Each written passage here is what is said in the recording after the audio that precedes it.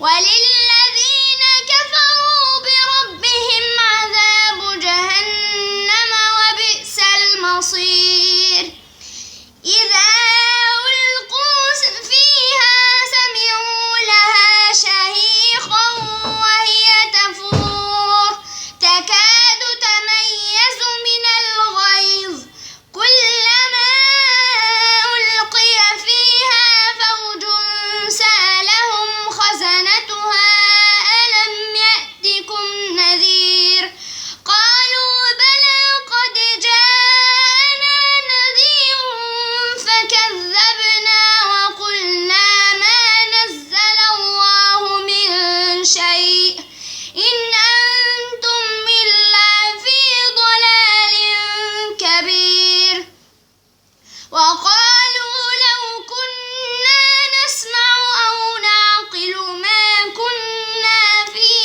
أصحاب السعير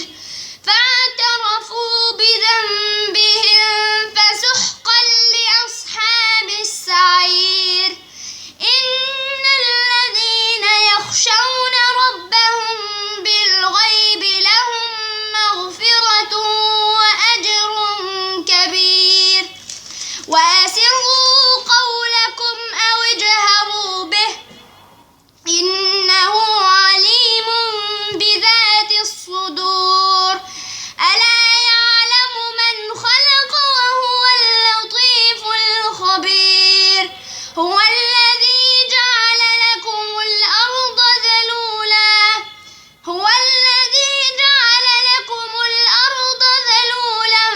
فامشوا في مناكبها وكلوا من رزقه وإليه النشور